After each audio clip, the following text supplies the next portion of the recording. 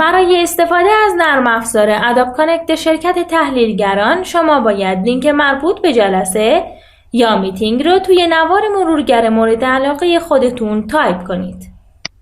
من آدرس vc.ttbz.ir/demo رو تایپ میکنم و صفحه کلید اینتر رو فشار میدم. حال شما صفحه ابتدایی نرم افزار ادوب کانکت شرکت تحلیلگران رو میبینید که مربوط به جلسه دمو هست.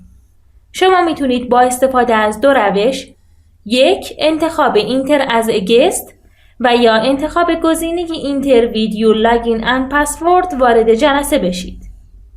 دقت کنید شما زمانی میتونید گزینه اینتر از گست رو انتخاب کنید که ادمین جلسه این اجازه رو به شما داده باشه.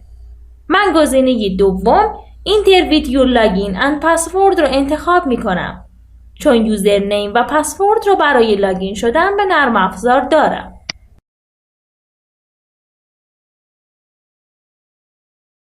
پسورد رو هم تایپ کرده و بر روی دکمه اینتر روم کلیک میکنم.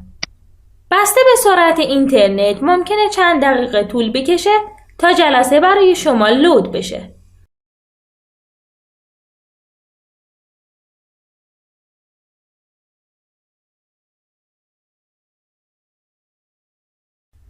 حالا ما وارد یک جلسه ادوب کانکت شدیم. شما در قسمت بالا منوها و ابزارهای موجود رو میبینید. پنجره یا قسمت اصلی مربوط به شیر یا اشتراک گذاریه. در سمت راست قسمت ویدیو رو میبینید که از طریق اون میتونید تصویرتون رو با استفاده از وبکم به اشتراک بذارید.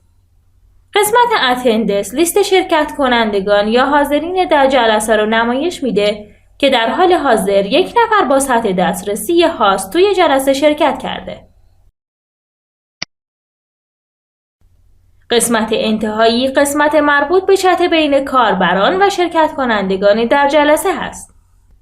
و نهایتاً آخرین قسمت در سمت راست مربوط به نحوه نمایش و چیدمان قسمت‌های مختلف صفحه می باشد.